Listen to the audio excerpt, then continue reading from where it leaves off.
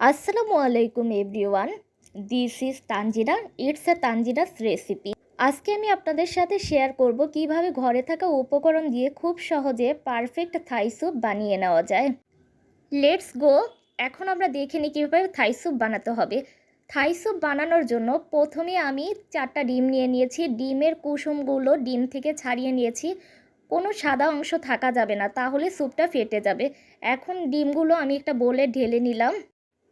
এরপর আমি half cup tomato sauce বলে ঢেলে নিচ্ছি। এই পর্যায়ে নিয়ে নিব সয়া সস 3 টেবিল চামচ বা 45 গ্রাম। এবার নিয়ে নিব ছোট ছোট স্লাইস করে রাখা কয়েক টুকরা জিঞ্জার বা আদা। এবার নিয়ে নিচ্ছি ছোট ছোট স্লাইস করে রাখা মাংস। এই মাংসের টুকরাগুলো এবার ঢেলে দিলাম বলে। মাংস নিয়েছি হাফ কাপ বা 125 গ্রাম। এবার নিয়ে নিচ্ছি চিনি 60 গ্রাম।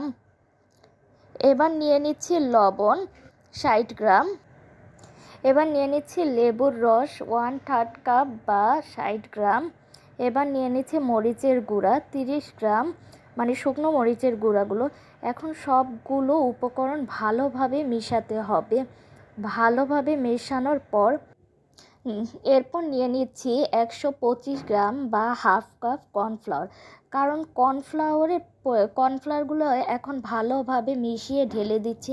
কর্নফ্লাওয়ারের পরিমাণ বেশি থাকলে স্যুপটা অনেক ঘনত্ব বেড়ে যায়। কর্নফ্লাওয়ার ঘন করতে সাহায্য করে, তাই কর্নফ্লাওয়ার আমি একটু বেশি পরিমাণে দিয়েছি। এখন সবগুলো ভালোভাবে মেশানো হয়ে গেছে। এখন আমি পাতিলেতে ঢেলে নিচ্ছি। তারপর আমি 5 কাপ বা 1 লিটার পানি নিয়ে নিয়েছি।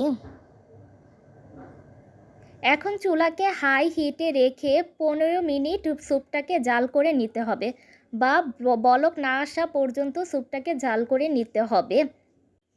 15 মিনিট পর আমাদের স্যুপটা রেডি হয়ে গেছে। এখন আমি স্যুপটা একটা বাটিতে ঢেলে নিয়ে পরিবেশন করছি। দেখেন কি অথেন্টিক থাই স্যুপ রেডি হয়ে গেল খুব সহজে, খুব অল্প সময়ে। দেখতেও কত সুস্বাদু লাগছে। আমার ভিডিওটা যদি আপনাদের ভালো লেগে থাকে, পরবর্তী নতুন নতুন রেসিপি অথবা ভিডিও পাওয়ার জন্য প্লিজ আমার চ্যানেলটিকে সাবস্ক্রাইব করে দিবেন। ও হ্যাঁ, আর একটা কথা না বললেই নয়, যদি ভিডিওটি ভালো লেগে থাকে তাহলে ভিডিওটিতে একটি লাইক দিয়ে দিবেন প্লিজ। ধন্যবাদ সবাইকে এতক্ষণ আমার চ্যানেলের সাথে থাকার জন্য।